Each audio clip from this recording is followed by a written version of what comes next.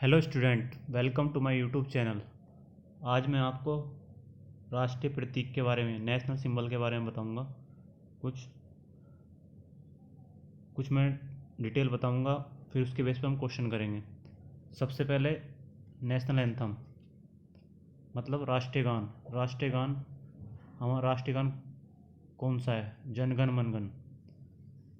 कितनी सेकंड में गाया जाता है? 52 सेकंड में कंप्लीट होता है। पहली बार कब गाया गया? 27 दिसंबर 1911। 27 दिसंबर 1911। उस टाइम वायसराय कौन था? लॉर्ड हार्डिंग द्वितीय। किस सेशन में गाया गया? कोलकाता सेशन में। किसने लिखा है नेशनल एंथम? रविन्द्रनाथ टैगोर ने। किस बुक से लिया गया है जनगण मनगण? गीतांजलि से, रविन्द्रनाथ टैगोर की गीतांजलि से।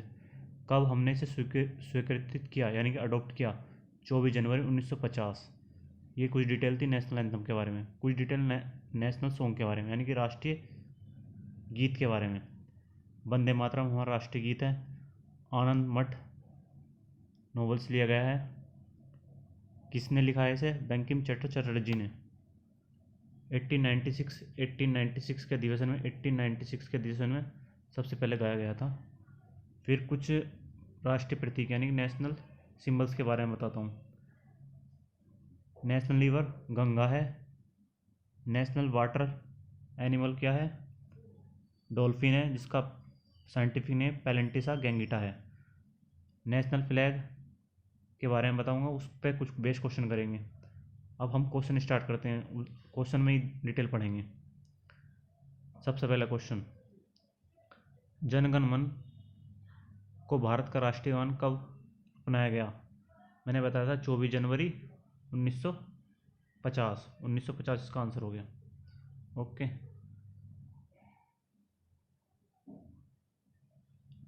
संपूर्ण राष्ट्रीय गान का वादन यानी गाने का काल कितने समय का होता है? 52 सेकंड्स। ये मैंने बताया आपको। नेक्स्ट क्वेश्चन,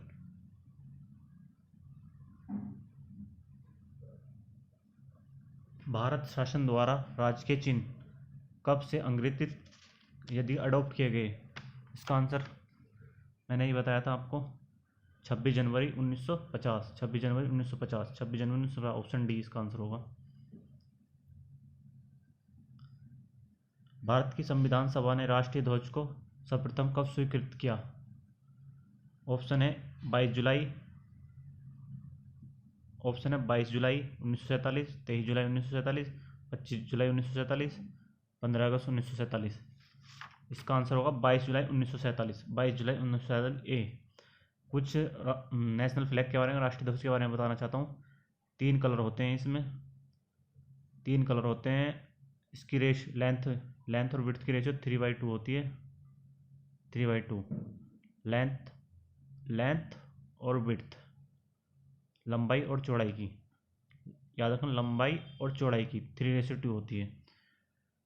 3 कलर होते हैं। 24 स्पोक्स होते हैं, जिनका कलर क्या होता है? ग्रीन होता है। स्तंभ होता है। अशोक चक्र होता है। अशोक चक्र। ठीक है, ओके। अब नेक्स्ट क्वेश्चन में चलते हैं। डिटेल काफ़ी इसके बारे में।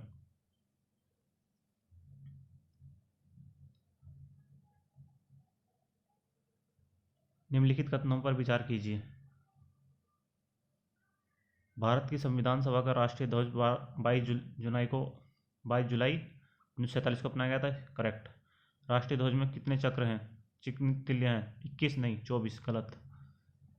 राष्ट्रीय ध्वज की चौड़ाई और लंबाई का अनुपात, मैंने कहा था चौड़ाई 2, लंबाई 3, यानी कि तीसरा भी गलत। अब देखते हैं ऑप्शन।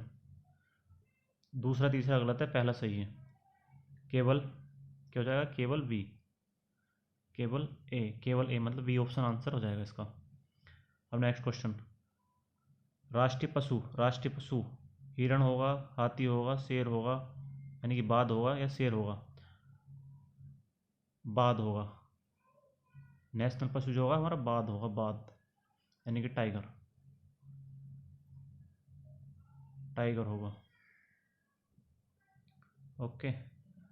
ऑप्शन सी, 1973 में प्रोजेक्ट टाइगर चलाया गया था, प्रोजेक्ट को संरक्षण करने के लिए यानी प्रोटेक्शन करने के लिए। राष्ट्रीय पुष्प, हमारा राष्ट्रीय पुष्प कौन सा है? सूरजमुखी, कमल, गुलाब, गेंदा। इसका आंसर होगा कमल। Next question,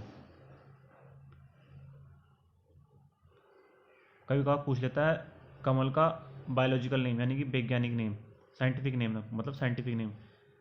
नेलेम्बो neurofera, nucifera, nucifera, nucifera, nucifera. राष्ट्रीय पक्षी कौन सा है अपना?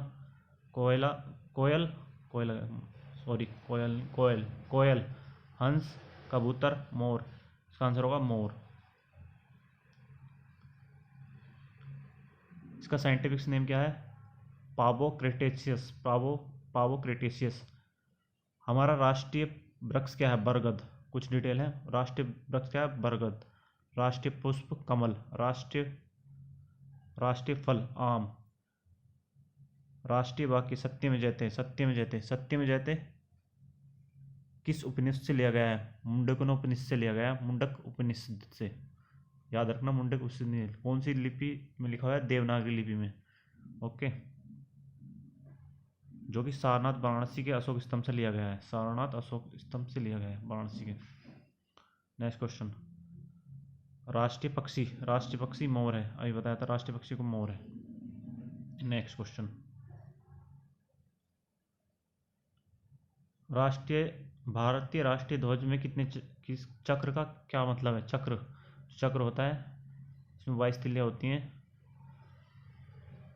उसका मतलब क्या है? उसके प्रतीक का मतलब क्या? न्याय का। ओके, नेक्स्ट क्वेश्चन,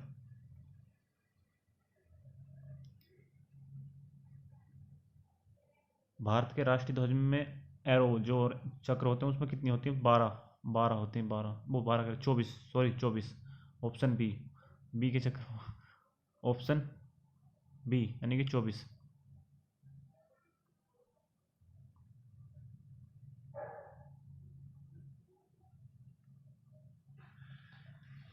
भारतीय कौन सा कथन सत्य है या नहीं है ये बताना है इसमें।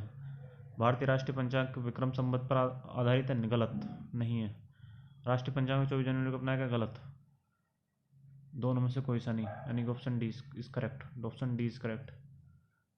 अगर आपको हमारी वीडियो अच्छी लगी हो तो लाइक करें, शेयर करें और कमेंट करें, और चैनल को सब्सक्राइब भी करें। Thank you.